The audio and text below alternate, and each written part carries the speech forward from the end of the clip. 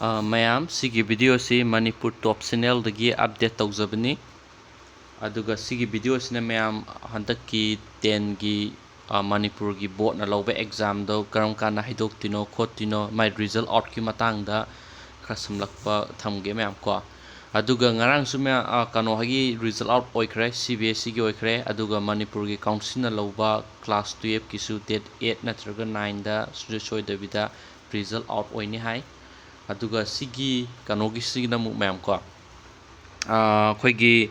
ꯃꯅꯤꯄꯨꯔꯒꯤ ꯕꯣꯔꯗꯀꯤ exam class 10ꯒꯤ ꯑꯦꯛꯖꯥꯝꯁꯤꯅ ꯑꯃꯨꯛ ꯑꯩꯈꯣꯏꯒꯤ ꯍꯧꯖꯤꯛ ꯂꯥꯛꯇꯣꯔꯤꯕ ꯃꯦꯒꯤ ꯂꯥꯁ ꯋꯤꯛꯇ ꯃꯣꯏꯅ ꯈꯤꯇꯪ ꯋꯥꯠꯂꯤ ꯍꯥꯏ ꯁꯨꯃꯥꯏꯅ ꯍꯥꯏ ꯀꯟꯐꯥꯔꯝ ꯑꯣꯏꯕꯗ ꯍꯥꯏꯐꯦꯠ ꯃꯦꯒꯤ ꯂꯥꯁ ꯋꯤꯛ ꯗꯦꯠ 25 24 ꯑꯦꯚꯔꯦꯖ ꯁꯥꯏꯗ ꯂꯥꯁ ꯋꯤꯛꯇꯀꯣ 24 25 26 ꯁꯥꯏꯗ ꯍꯥꯏꯇꯥꯔꯦ ꯃꯌꯥꯝ ꯁꯥꯏꯋꯥꯏꯗ ꯔꯤꯖꯜꯁꯦ ꯑꯥꯎꯠ ꯑꯣꯏꯅꯤ ꯍꯥꯏ ꯑꯗꯨꯒ ꯃꯔꯨꯑꯣꯏꯅ ꯃꯌꯥꯝ ꯔꯤꯖꯜ ꯑꯥꯎꯠ ꯑꯣꯏꯕꯁꯤ ꯀꯃꯥꯏꯅ ꯌꯦꯡni ꯍꯥꯏ ꯃꯇꯝꯗꯀꯣ ꯁꯤꯒꯤ ꯀ꯭ꯂꯥꯁ ꯀꯥꯎꯟꯁꯤꯜꯒꯤꯕꯨ ꯑꯣꯏꯔꯁꯨ ꯕꯣꯔꯗꯀꯤꯕꯨ ꯑꯣꯏꯔꯁꯨ ꯑꯩ ꯉꯁꯥꯏ ꯀꯥꯎꯟꯁꯤꯜꯒꯤ ꯑꯦꯛꯖꯥꯝꯒꯤ ꯃꯇꯥꯡꯗꯁꯨ ꯚꯤꯗꯤꯑꯣ ꯃꯆꯥ ꯑꯃ ꯁꯦꯝꯈ꯭ꯔꯦ ꯑꯗꯨꯗꯁꯨ ꯌꯥꯎꯈ꯭ꯔꯕꯅꯦ ꯁꯤꯒꯤ ꯃꯦꯟ result.nic.in ꯁꯦ ꯑꯩ ꯚꯤꯗꯤꯑꯣꯁꯤꯒꯤ ꯗꯤꯁꯀ꯭ꯔꯤꯞꯁꯟꯗ ꯂꯤꯡ ꯑꯃ ꯍꯥꯞꯄꯝꯒꯦ ꯑꯗꯨ ꯂꯤꯡꯗ ꯆꯪꯉꯀꯥꯟꯗ ꯏꯟ ꯔꯥꯏꯇꯤꯡꯗ ꯑꯩꯈꯣꯏ ꯏꯊꯣꯛꯑꯀꯥꯟꯗ ꯐꯖꯅ ꯍꯥꯞꯄꯝꯒꯦ ꯃꯌꯥꯝ ꯑꯗꯨꯗꯣ ꯆꯪꯉꯀꯥꯟꯗ ꯐꯖꯅ ꯌꯦꯡꯕꯤꯌꯨ ꯚꯤꯗꯤꯑꯣꯁꯤꯒꯤ ꯂꯤꯡꯗ ꯗꯤꯁꯀ꯭ꯔꯤꯞꯁꯟ ꯍꯥꯞꯄꯝꯒꯦꯕꯀꯣ ꯑꯗꯨꯗ ꯆꯪꯉꯀꯥꯟꯗ ꯑꯦꯛꯖꯥꯝꯁꯤꯒꯤ ꯃꯇꯥꯡꯗ ꯃꯨꯟꯅ ꯌꯦꯡꯕꯤꯔꯣ ꯃꯌꯥꯝ ꯑꯗꯨꯒ ꯍꯥꯏꯗꯤ ꯁꯤꯒꯤ ꯑꯩꯈꯣꯏꯒꯤ ꯋꯦꯕꯁꯥꯏꯠꯁꯤꯗ ꯆꯪꯗꯣꯏꯅꯦꯕ main result.nic.in ꯗ ꯑꯁꯝꯕꯤꯗꯀꯣ ꯑꯗꯨꯀꯥꯟꯗ ꯁꯤꯗ ꯃꯌꯥꯝ ꯐꯪꯉꯤꯁꯤ ꯌꯦꯡꯉꯣ ꯁꯤꯗ ꯐꯪꯉꯦ ꯃꯃꯥꯡꯗ ꯊꯥꯈꯤꯕ ꯀꯥꯡꯕꯨꯒꯤ ꯍꯥꯏꯗꯤ ꯑꯦꯛꯖꯥꯝ ꯑꯥꯎꯠ ꯑꯣꯏꯈꯤꯕꯗꯣ ꯀꯩꯅꯣꯒꯤꯅ 12ꯀꯤꯅꯀꯣ 12ꯀꯤꯅ ꯗꯦꯠ 3 ꯃꯦꯒꯤ ꯇꯥꯡ 3ꯗ ꯍꯥꯏꯗꯣꯛꯈꯤꯕ ꯀ꯭ꯂꯥꯁ 12ꯀꯤ ꯀꯥꯎꯟꯁꯤꯜꯒꯤꯅ ꯑꯗꯨꯒ ꯀꯩꯅꯣꯒꯤꯅ 10ꯒꯤꯅ ꯍꯥꯏꯠ ꯁ꯭ꯀꯨꯜ ꯂꯤꯚꯤꯡ ꯁꯥꯔꯇꯤꯐꯤꯀꯦꯠ ꯑꯦꯛꯖꯥꯃꯤꯅꯦꯁꯟ ꯍꯥꯏꯔꯀꯥꯟꯗ ꯗꯤꯀ꯭ꯂꯦꯌꯔ ꯑꯣꯟ 25/5/2018ꯁꯦ ꯄꯨꯡ 3ꯗ ꯍꯩꯗꯣꯛꯄꯀꯣ ꯀ꯭ꯂꯥꯁ 10ꯒꯤꯅ ꯃꯦꯒꯤ ꯇꯥꯡ 15ꯗ ꯑꯁꯨꯃꯥꯏꯅ ꯃꯣꯏ ꯍꯥꯏꯐꯦꯠ ꯀꯟꯐꯥꯔꯝ ꯇꯧꯋꯦ ꯇꯥꯡ 23 15 13 ꯁꯤꯒꯤ ꯃꯅꯨꯡꯁꯤꯗ 10ꯒꯤ ꯔꯤꯖꯜ ꯑꯥꯎꯠ ꯑꯣꯏꯅꯤ ꯍꯥꯏꯅ ꯃꯌꯥꯝ ꯑꯦꯛꯁꯄꯦꯛꯇꯦꯁꯟꯁꯦꯀꯣ ꯑꯗꯨꯒ ꯃꯌꯥꯝ ꯁꯤꯒꯤ ꯔꯤꯖꯜꯁꯦ ꯑꯥꯎꯠ ꯑꯣꯏꯔꯝꯗꯥꯏꯗ ꯁꯤꯒꯤ ꯇꯣꯏꯅ ꯁꯤꯒꯤ ꯋꯦꯕꯁꯥꯏꯠꯁꯤꯗꯀꯣ ꯑꯗꯨꯝ ꯑꯞꯗꯦꯠ ꯑꯗꯨꯝ ꯌꯦꯡꯉꯣ ꯃꯌꯥꯝ ꯔꯤꯖꯜ ꯑꯥꯎꯠ ꯑꯣꯏꯗ꯭ꯔꯤꯉꯩꯒꯤ ꯃꯃꯥꯡꯗ ꯅꯣꯡꯃꯒꯨꯝꯕ ꯋꯥꯠꯂꯤꯉꯩ ꯃꯃꯥꯡꯗꯒꯤ ꯑꯗꯨꯝ ꯁꯤꯗ ꯌꯥꯎꯔꯝꯃꯅꯦꯕꯀꯣ ꯁꯤꯗ ꯊꯥꯔ ꯌꯥꯎꯔꯝꯃꯅꯤ ꯁꯤꯅ ꯗꯤꯀ꯭ꯂꯦꯌꯔ ꯇꯧꯈ꯭ꯔꯕꯅꯤꯅ ꯗꯤꯀ꯭ꯂꯔꯦꯁꯟ ꯑꯣꯟ ꯍꯥꯏꯔꯀꯥꯟꯗ ꯗꯤꯀ꯭ꯂꯦꯌꯔ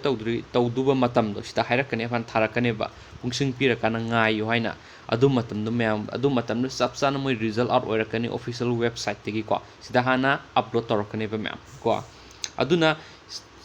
ꯌꯥꯔꯤꯃꯈꯩ ꯃꯌꯥꯝꯁꯦ ꯑꯞꯗꯦꯠ ꯁꯤꯗ ꯌꯦꯡꯕꯤꯌꯨ ꯁꯤꯒꯤ ꯋꯦꯕꯁꯥꯏꯠꯁꯤꯗꯀꯣ ꯑꯗꯨꯒ ꯑꯩꯒꯤ ꯑꯅꯧꯕ ꯌꯨꯇ꯭ꯌꯨꯕꯇ ꯌꯦꯡꯕꯤꯕ ꯑꯣꯏꯔꯒꯗꯤ ꯁꯤ ꯚꯤꯗꯤꯑꯣꯁꯦ ꯁꯕꯁꯀ꯭ꯔꯥꯏꯕ ꯇꯧꯕꯤꯔꯝꯃꯣ ꯃꯌꯥꯝ ꯀꯣ ꯍꯥꯏꯗꯤ ꯑꯅꯧꯕ ꯑꯞꯗꯦꯠ ꯐꯪꯅꯕꯒꯤꯗꯃꯛꯇ ꯑꯩ ꯍꯦꯛ ꯑꯦꯛꯖꯥꯝ ꯍꯩꯗꯣꯛꯄꯒ ꯑꯩ ꯚꯤꯗꯤꯑꯣ ꯑꯞꯗꯦꯠ ꯑꯅꯧꯕ ꯇꯧꯖꯅꯤ ꯑꯗꯨꯒ ꯍꯥꯟꯅ ꯍꯩꯗꯣꯛꯇ꯭ꯔꯤꯉꯩ ꯃꯃꯥꯡꯗ ꯍꯌꯦꯡ ꯍꯩꯗꯣꯛꯀꯅꯤ ꯅꯠꯇ꯭ꯔꯒ ꯍꯪꯆꯤꯠ ꯍꯩꯗꯣꯛꯀꯅꯤꯕꯨ ꯍꯥꯏꯔꯁꯨ ꯍꯥꯟꯅ ꯁꯤ ꯋꯦꯕꯁꯥꯏꯠꯁꯤꯗ ꯊꯣꯛꯂꯛꯀꯅꯦꯕ ꯃꯣꯏꯅ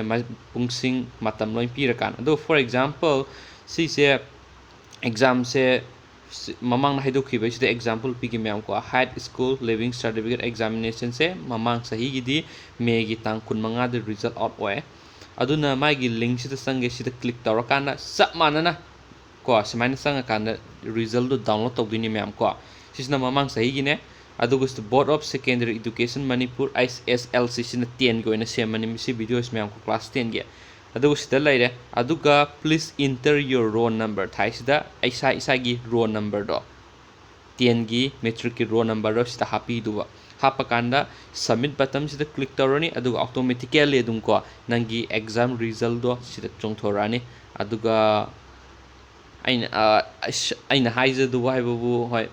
ꯂꯣꯏꯅꯃꯛ ꯃꯥꯔꯛ ꯋꯥꯡꯅ ꯄꯥꯁ ꯇꯧꯕ ꯑꯣꯏꯕꯤꯌꯨ ꯀꯣ best of luck from my side ꯑꯗꯨꯒ ꯔꯤꯖꯜ ꯑꯥꯎꯠꯁꯦ ꯁꯨꯃꯥꯏꯅ ꯇꯧꯔꯒ ꯑꯗꯨꯝ ꯌꯦꯡ ꯌꯥꯔꯅꯤ ꯃꯌꯥꯝ ꯁꯤꯒꯤ ꯗꯥꯏꯔꯦꯛ ꯂꯤꯡ ꯀꯩꯀꯩ ꯑꯗꯨꯅꯆꯤꯡꯕ ꯑꯩ ꯂꯣꯏꯅ ꯄꯤꯔꯝꯒꯦ ꯚꯤꯗꯤꯑꯣꯁꯀꯤ ꯗꯤꯁꯀ꯭ꯔꯤꯞꯁꯟꯗ ꯍꯥꯏꯐꯦꯠ ꯌꯦꯡꯕꯤꯌꯨ ꯃꯌꯥꯝ ꯀꯣ ꯑꯗꯨꯒ ꯑꯩ ꯃꯔꯨ ꯑꯣꯏꯕꯁꯤꯡꯗꯣ ꯂꯣꯏꯅ ꯄꯤꯒꯦ ꯑꯗꯨꯒ ꯁꯨꯃꯥꯏꯅ ꯔꯤꯖꯜ ꯑꯥꯎꯠꯁꯦ ꯆꯦꯛ ꯇꯧꯕ ꯌꯥꯏ ꯃꯌꯥꯝ ꯀꯣ ꯍꯥꯏꯗꯤ ꯑꯃꯗ ꯆꯠꯂꯒ ꯌꯦꯡꯗ꯭ꯔꯒꯁꯨ ꯁꯤꯒꯤ ꯋꯦꯕꯁꯥꯏꯠꯁꯤꯗ ꯆꯪꯉꯒ ꯑꯗꯨꯝ ꯑꯞꯗꯦꯠꯇꯣ ꯇꯣꯏꯅ ꯌꯦꯡꯕꯤꯌꯣꯕ ꯁꯤꯒꯤ ꯑꯦꯛꯖꯥꯝ ꯀꯝꯄꯜꯁꯔꯤꯅꯤ ꯃꯌꯥꯝ ꯀꯣ ꯑꯦꯛꯖꯥꯝ ꯍꯩꯗꯣꯛꯇ꯭ꯔꯤꯉꯩꯒꯤ ꯃꯃꯥꯡꯗ ꯁꯤꯗ ꯍꯥꯟꯅ ꯃꯣꯏꯒꯤ ꯂꯤꯡ ꯄꯤꯔꯛꯀꯅꯦꯕ ꯑꯦꯛꯖꯥꯝꯁꯦ ꯍꯌꯦꯡ ꯍꯩꯗꯣꯛꯀꯅꯤ ꯍꯣꯔꯦꯟ ꯅꯨꯡꯗꯥꯡ ꯍꯩꯗꯣꯛꯀꯅꯤ ꯑꯗꯨꯃꯥꯏꯅ ꯄꯨꯡꯁꯤꯡꯒ ꯊꯥꯔ ꯍꯥꯏꯔꯛꯀꯅꯤ ꯑꯗꯨꯒ ꯑꯗꯨꯝ ꯉꯥꯏꯔꯀꯥꯟꯗ ꯑꯞꯗꯦꯠ ꯌꯦꯡꯕ ꯌꯥꯔꯦ ꯃꯌꯥꯝ ꯅꯠꯇ꯭ꯔꯥ ꯑꯗꯨꯅ ꯁꯤꯒꯤ ꯂꯤꯡꯁꯦ ꯌꯥꯝ ꯃꯔꯨ ꯑꯣꯏ ꯑꯗꯨꯒ ꯃꯌꯥꯝ ꯃꯃꯥꯡꯒꯤ ꯍꯥꯏꯐꯦꯠ ꯄꯥꯔꯁꯦꯟꯇꯦꯖ ꯀꯣ ꯑꯗꯨꯒ ꯃꯃꯥꯡ ꯆꯍꯤꯒꯤ ꯑꯗꯨꯃꯥꯏꯅ percentage-ꯀꯨꯝꯕꯗ ꯍꯥꯏꯐꯦꯠ ꯍꯥꯏꯔꯝꯒꯦ ꯋꯥꯈꯜꯂꯣꯟ ꯅꯨꯡꯉꯥꯏꯅꯕꯀꯣ ꯍꯥꯏꯗꯤ ꯆꯍꯤ ꯈꯨꯗꯤꯡꯒꯤ ꯃꯌꯥꯝ percentage-ꯁꯦ 10ꯒꯤꯁꯦ ꯌꯥꯝꯅ ꯍꯦꯟꯒꯠꯂꯛꯑꯦ ꯆꯍꯤ ꯈꯨꯗꯤꯡꯒꯤ ꯑꯗꯨꯅ ꯍꯟꯗꯛ ꯆꯍꯤꯁꯨ percentage ko adu hena hengalakkan hena thajai adu haiphet hapamge ma'am ko yengminarse somnakan changam aduga haiphet remind taroge ma'am ko haidi mamang sahi gi exam do 10 gi tang kun ga February digi horaga tang taret ki March da loiba aduga exam result du nai ngasai jo haikre May gi tang kun manga da all oi aduga number of candidate apun ba mi masing thagi basu 37,351 ni male candidate female candidate chap saba haptre namagi my pass percentage ma'am 73.18 ni ko aduga topper sina yaifabi mayengbam 95.5 chalaga mana first position lawre aduga sahi ahungi ni hai happy se ma'am ko sing my pass percentage overall pass percentage khena basi yone ma'am 2018 gi hape 17 gi hape 16 de hoge 16 gi my pass percentage ma'am yo 65.37 eba 2016 dana nupa masingina 68.69 oe my percentage se nupi gina 61.95 aduga 2017 dana mu khara fagale ko 66.70 chatkre